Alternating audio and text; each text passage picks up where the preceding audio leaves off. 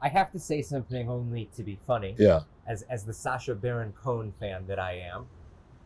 So You freed Nelson Mandela! Free Nelson Mandela!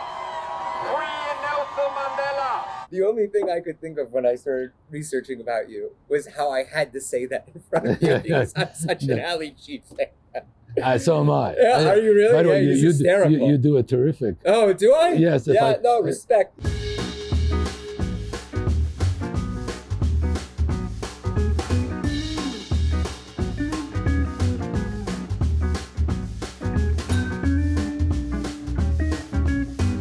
Hi, welcome to Wine with Adam. I'm your host, Adam Scott Bellos, and I am joined by today's guest, who is the incredible Freedom's Counsel, Irwin Cotler, former Minister of Justice in Canada, human rights and activist lawyer, head of the Raoul Wallenberg Center of Human Rights, professor of law emeritus at McGill University.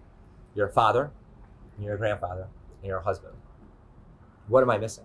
No, just the last points were the most important point. Grandfather and father. Huh? That's it. I can't disagree with you. You've fought against the majority of the human rights violators in terms of global world leaders. You fought against Xi Jinping's China, the Soviet Union, Khomeini's Iran, Maduro's Venezuela, MBS's Saudi Arabia, Putin's Russia, Erdogan's Turkey, the Congo, and Rwanda. What am I missing? No, you've covered I covered a lot of. Okay. Thank you so much for joining me, by the way. A pleasure, Adam, and there's no better place to meet than here in Jerusalem. I just thank you for taking the time because you're a legend, and in my opinion, more and more young people need to know your work.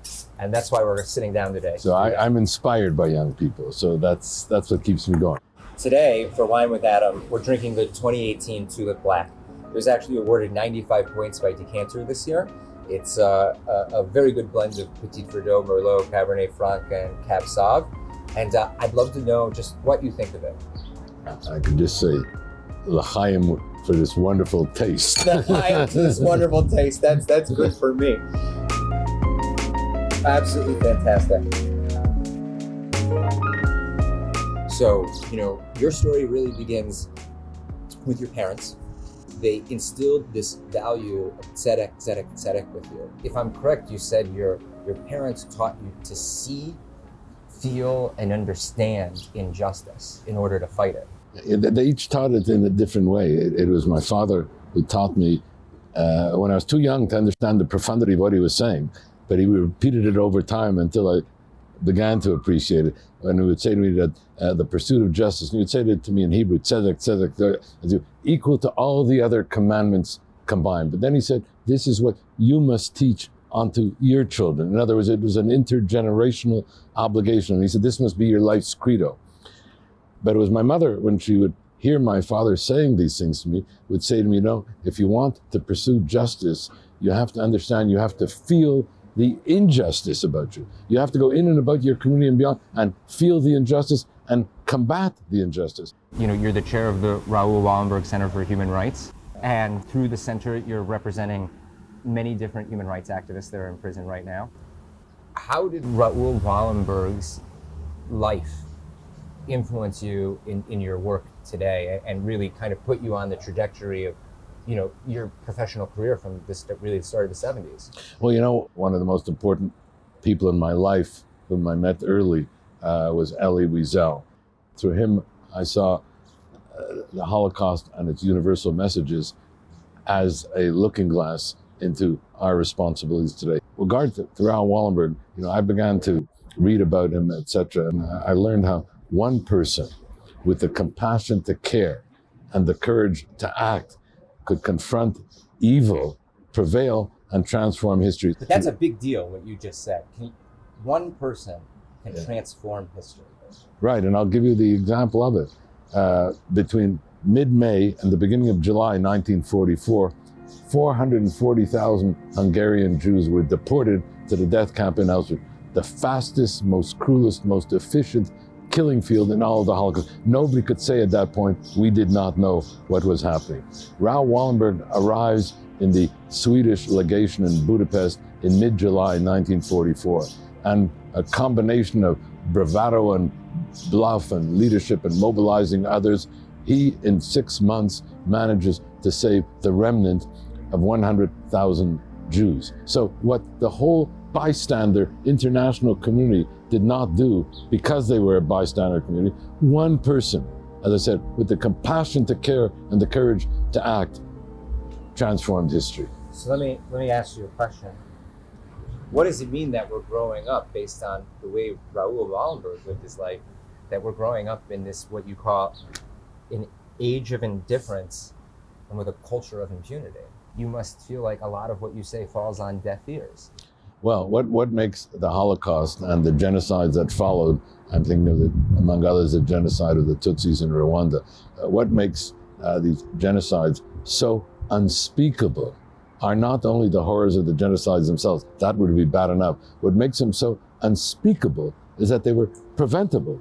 Nobody could say we did not know. We knew and we did not act. I would like to quote you. We knew about Darfur, and it was preventable, and we did not act. We knew about Sudan, it was preventable, and we did not act. We knew about Syria, and we did not act. Can you explain to me what that frustration must feel like? I don't get frustrated because I have a long-run view of history, and I'm an optimist by nature, and I believe, as Mandela said, that nothing is impossible until it happens. By the time you were a young man, you decided you want to go and see the world. How does a young Jewish boy, like from Montreal, grow up and say, I want to go travel and see Egypt and Syria and Lebanon and learn the region? What caused you to want to do that? Well, I've been interested in the Arab-Israeli peace process, if I use that term, as distinct only from conflict, from the time I was a student. And so I decided that the best way to learn about it and be engaged in it is to go and live and work in the Arab countries, to go to Egypt, Syria, Jordan, Palestinian territories, Israel. As a young man, you were traveling through the Middle East as an academic, and you wound up in Egypt. Yeah. And somehow you wound up meeting the president of Egypt. And what happened? Well, Egypt each year was my first port of call. And I spent a month at the Institute of Political and Strategic Studies at Al-Ahram. The head of the institute in those first 2 years that I was there was Boutros Ghali. And he had a fascination really about Israel, the Middle East and the like. In 1977, when I came back, he no longer was the head of the institute. He was now the Sadat's foreign affairs minister. So he said to me that he wanted me to meet with President Sadat, and I'll abbreviate the whole meeting very quickly. And Sadat basically asked me two questions. One was, can I make peace with the Likud government? I said, yes, and they can carry the rest of Israel. And he said, can I make peace with Menachem Begin, the new elected prime minister? I said, I don't know Prime Minister Begin, but he's known to me as being a principled leader, as a Democrat, as a parliamentarian. I believe he would want to make peace with the most important and significant Arab country, Egypt. He then gave me a note to deliver to Menachem Begin, to which I said to him, I said, I'm President Sadat, I mentioned to you, I don't know Prime Minister Begin. And he said, I believe you will be able to find a way to get this note to Prime Minister Begin. I'd rather not go through official channels. I'd rather give the note to somebody that the Israelis will trust and that I trust. And so what then happens is a matter of fortuity, but ends up a day later, I was sitting in his office. I shared the note with him, and the note was very interesting because it said... Do you still have the note? No, they have it somewhere in the archives here. But the note said that Sadat was prepared to enter into peace negotiations with Israel with a view to a peace treaty based on Israeli withdrawal from all of the Sinai and recognition of the legitimate rights of the Palestinian people. Those were like the two. And I remember still seeing Begin, no, Bemet, like that. So he said to me, so let me ask you a question. Do you think I can make peace with President Sadat? I said, yes. And in particular, I said, because his wife wants it very much, and because his foreign affairs minister, Boutros Ghali, wants it very much. I said, you have nothing to lose. How old were you at this time? 37. So at 37, you initiated one of the most historic peace processes in the No, 20th century. there were a lot of other people involved, and and who brought it But it began with you. to fruition. So you're traveling through the Middle East, and you already started to work on a case for a Soviet dissident named Anatoly Sharansky. Tell me about the Sharansky case and what it was for you, because there's 1,000 pages sent to every single head of state at the time. It was a career-defining case because of not only his popularity, but your success. How long did you work on the case? I worked on the case pretty much non-stop from the time that I first heard about it. I started to collect evidence. The intense work was about 3 months for the brief itself. And then how long from the time you finished the brief till he was freed? That took till February 1986. So it was about 9 years. Non-stop advocacy. So what was it like meeting with Gorbachev to discuss the Sharansky case after the fact? Because I assume it must have been surreal. It was after the fact. We were on a panel, struggle for Soviet Jewry. He didn't speak English, but through a translator, I asked him, I said, look, you became president of the Soviet Union in 1985, and Sharansky was released at the beginning of 1986, some 8 months after you. I said, what role did you have in Sharansky's release? He said, I was a Secretary of Agriculture in the Soviet Union. I had never heard of Anatoly Sharansky. My first trip outside of the Soviet Union, he said, was to Canada as the Secretary of Agriculture in 1984. I met with the Parliamentary Committee on Agriculture, the Canadian Parliament.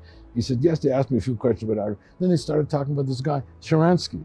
I didn't know what they were talking about. He said, I then left the Parliament building. There was this huge demonstration placarding for this guy, Sharansky. Gorbachev says to me, I became president of the Soviet Union, so I ordered up his file. Who is this guy, So he said, I looked at the file, he said, yes, he was a troublemaker. He said, but he wasn't a criminal. He said, but it was, and these are key words, but it was costing us. It was costing us politically. It was costing us economically, because of sanctions, etc. And that became to me a model for human rights advocacy that, it's not enough to point out the injustice of the case. The tipping point becomes when the injustice is turned into a principle of self-interest, when they realize that keeping the political prisoner is costing them. And that's why he ordered his release. All right. You free Sharansky. Okay, this is huge. Okay, communism falls. This is what, 89, 86 he was free. Yes. Okay, Soviet Union's done by 1990, 89. Mandela. I have to say something only to be funny. Yeah. As the Sacha Baron Cohen fan that I am. So You freed Nelson Mandela! Free Nelson Mandela! Free Nelson Mandela! The only thing I could think of when I started researching about you was how I had to say that in front of you because I'm such an Ali Chief fan. So am I. Yeah, are you really? By the way, he's hysterical. you do a terrific. Oh, do I? Yes. Respect. You sound exactly. Yeah. Let's talk Mandela for a second because he's such an important character. And if I'm correct, when you met with one of the other ministers of the apartheid regime in South Africa, you had said that South Africa was the only post-Nazi government that had a policy of racism instilled in the country, and that you would fight it to the day that you died. Well, what happened was that there were some very courageous students at the time, and Sharansky was in prison, okay? But the Sharansky case was well known in South Africa because South Africa was very anti-Soviet, you see, and they tried to portray Mandela as being an agent, etc. Right. So they were law students, and with Witwatersrand, Wits University. They asked me if I could speak on the Sharansky case. So I said I'd be happy to speak on the Sharansky case, but I'd like really to speak on Mandela. I said, but I know Mandela's a banned person and you here. were arrested. Yes, I got arrested, and a funny story because and that's what led to you meeting with the minister, Pik Botha, the Minister of Foreign Affairs. It was very interesting because I walked into Pik Botha's office, and on the wall was a picture of Sharansky. And he said, you know who that is, right? I said, yes, that's Anatoly. He said, right. So I want you to know why I brought you here. So I could not understand how somebody like you, who represents a great hero, like Anatoly Sharansky, a great hero for us here in South Africa and the world, can take up the case of Nelson Mandela, who's our enemy, who's also a communist. So I said to him, I have to tell you, Mr. I said, both Sharansky and Mandela were fighting for the same thing, They're both fighting for freedom. They're both fighting for democracy. They're both fighting for equality. And I have to say that the Soviet Union is a major human rights violator, one of the major human rights violators in the world today. But South Africa is the only post-World War II country that has institutionalized racism as a matter of government policy. I said apartheid is not just a racist philosophy, it's a racist legal regime. And for so long as it takes, from wherever I am, I'm going to fight this racist legal regime until it is dismantled. But Pig Botha in the end changed sides. So let me ask you a question that I think is a little pertinent to the place that we're sitting right now. You're a Zionist. Right. And you also dedicated your life to fighting apartheid and human rights violators. But let me ask you a question. Why is Israel not an apartheid state? Well, first of all, this is something that many people don't understand about this country. If you say that Israel is like apartheid South Africa, that's absurd. To say that Israel is an apartheid state, what bothers me most about it, somebody who was involved in the struggle against apartheid, is that it demeans the real struggle against the real apartheid. It demeans the real heroism of those who fought against the real apartheid. It's to turn a false libel to a misreading of what in fact was the real and courageous and authentic anti-apartheid movement. Yes, Israel, like any other democracy, is imperfect. Yes, Israel, like any other democracy, has to be held accountable for any violations of human rights and humanitarian law. But if you say that Israel is an apartheid state, apartheid is defined in international law as a crime against humanity. Then if you say Israel is an apartheid state, you're saying that Israel is a crime against humanity. If it's a crime against humanity, then it has no right to be. Not only does it have no right to be, but there's an international responsibility for us to dismantle this racist apartheid Israel. That's why I say the whole thing is turning history on its head, turning human rights on its head, falsifying the real struggle against the real apartheid, and engaging in a group libel against Israel. So let me ask you, what did Mandela think of Israel? Because you obviously became very close with him. You had to have spoken with him about Israel. Yeah. Mandela, interestingly enough, saw the Israeli movement, if you will, even the Zionist movement as a kind of an authentic liberation movement. He speaks about Menachem Begin as being a kind of principled figure for him. What happened is Mandela then spends, this is before he was in prison. He's 27 years in a South African prison. The PLO, and I say this to their credit, visit Mandela regularly in that prison. Israel, regrettably, no Israeli representatives go see Mandela. So when he came out, he became a strong advocate for Palestinian rights. I have no problem with that. Makes sense. But he never disavowed his position, which he expressed to me, and it has been stated that Israel has a right to live in peace and security. Mandela got an honorary doctorate from Ben Gurion University. If this was such an apartheid state, he wouldn't have come to get an honorary doctorate. Mandela became a strong advocate for a two-state solution, of two states for two peoples, a strong advocate for Palestinian rights, and also critical of what he felt was Israel's treatment of the Palestinians. Which you've been very vocal about. So I've been vocal.